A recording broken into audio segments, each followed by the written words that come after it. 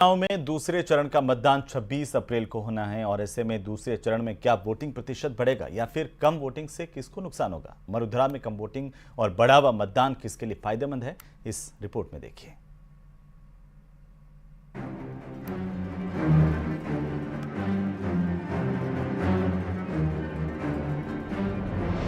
राजस्थान में पहले चरण में कम वोटिंग से सभी सियासी दलों में हलचल मच गई थी।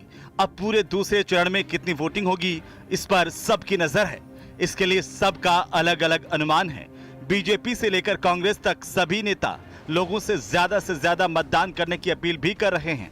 खुद सीएम भजनलाल शर्मा ने लोगों से ज्यादा मतदान करने की अपील की है।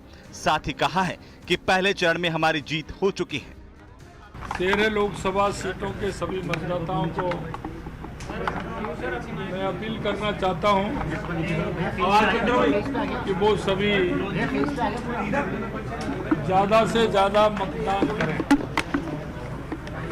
और मैं आपसे कहना चाहता हूं कि 19 अप्रैल को जो 12 लोकसभाओं के चुनाव हुए थे उसमें बहुत बड़े बहुमत के साथ भारतीय जनता पार्टी जीतने वाली है।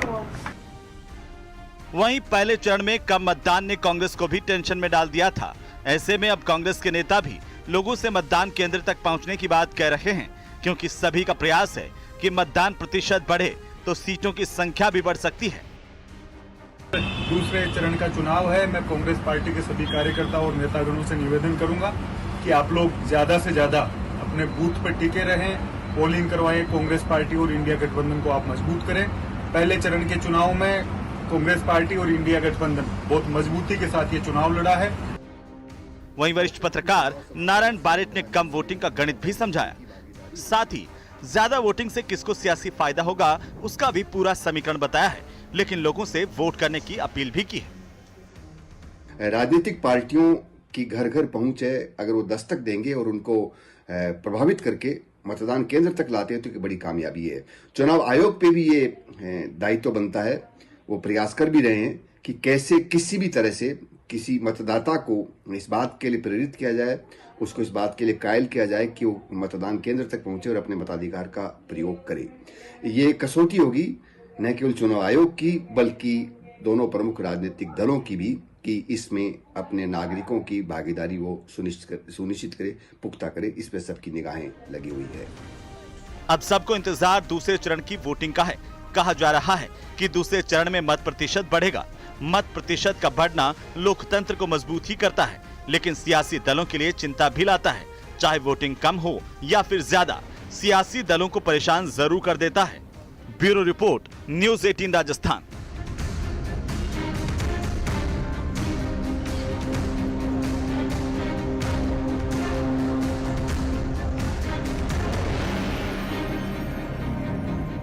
तो वहीं बाड़मेर जैसलमेर सीट पर आरएलपी के स्टैंड ने सियासी माहौल को गर्मा दिया है। आरएलपी ने यहां से खुलकर बीजेपी का समर्थन करने की बात कही है। आखिर ये कैसे हुआ, रिपोर्ट देखिए।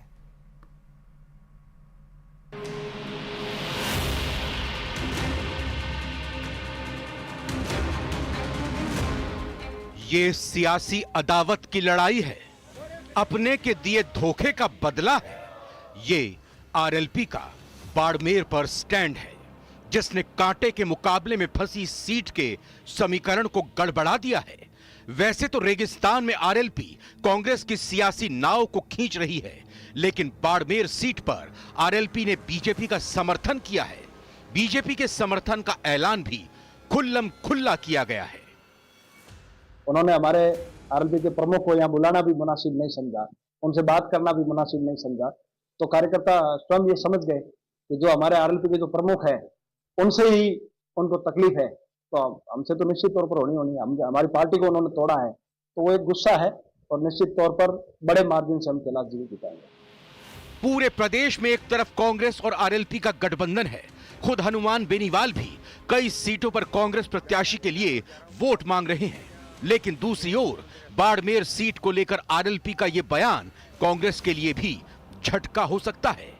हालांकि हनुमान बेनीवाल ने फोन पर जो बताया है वो कांग्रेस के लिए भी ठीक नहीं है, क्योंकि ये पुरानी अदावत की लड़ाई है जिसमें धोखा है, जिसमें सियासी संघर्ष से लेकर पूर्व में हुए हनुमान बेनीवाल पर जानलेवा हमले का दर्द भी है।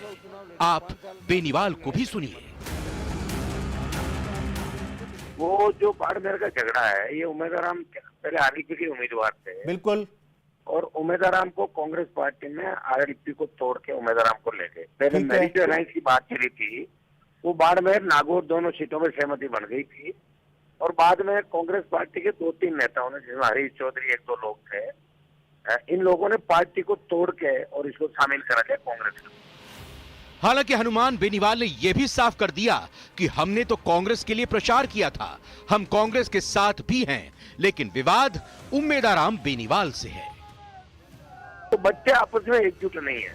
हाँ, तो मैं चाह रहा था कि वहां जाके कोई इनके सभा करता, लेकिन उन लोगों ने इस बात पे ध्यान नहीं दिया।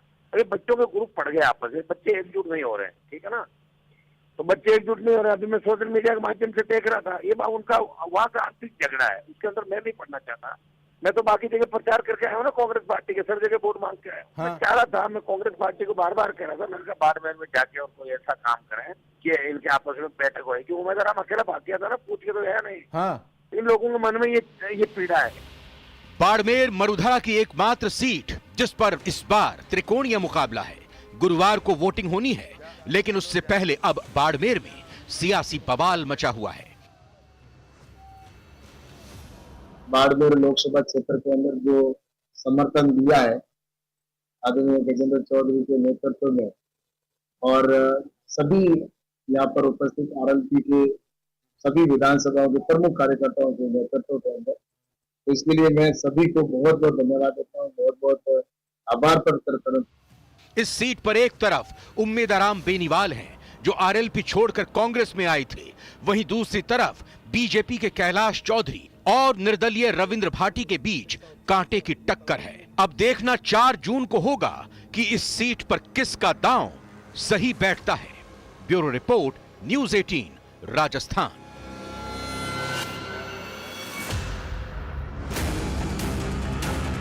तो लोकसभा के दूसरे चरण के साथ ही कल बागीदौरा उपचुनाव के लिए भी वोटिंग होगी। बागीदौरा उपचुनाव में भी त्रिकोणीय मुकाबला है। एक तरफ बीजेपी के प्रत्याशी सुभाष तंबोलिया है, तो दूसरी तरफ कांग्रेस पार्टी के प्रत्याशी कपूर सिंह है। वहीं भारत आदिवासी पार्टी से जयकृष्ण पटेल मैदान में है, लेकिन यहां पर एक पैंच दूसरा भी फंसा हुआ है। जहां कांग्रेस ने अपने प्रत्याशी को पार्टी से निकाल दिया था। बागीदौरा सीट से महेंद्रजीत सिंह मालविया ने विधानसभा का चुनाव जीता था, लेकिन वो बीजेपी में शामिल हो गए और अब बांसवाड़ा से बीजेपी के प्रत्याशी हैं।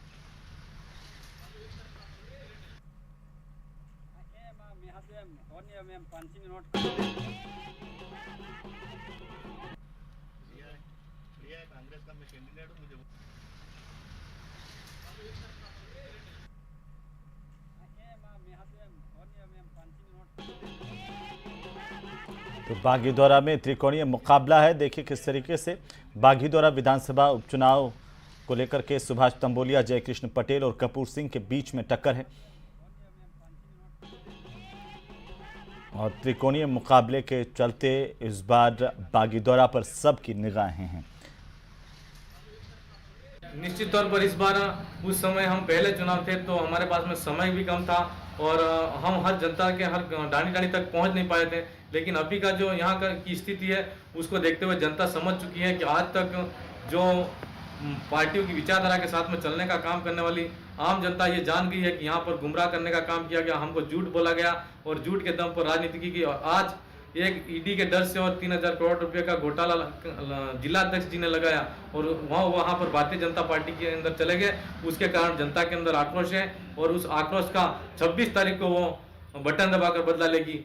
मैं इस क्षेत्र में मालविया जी ने पूर्व में विकास किया है, उन मुद्दों को लेकर हम क्षेत्र के अंदर जा रहे हैं।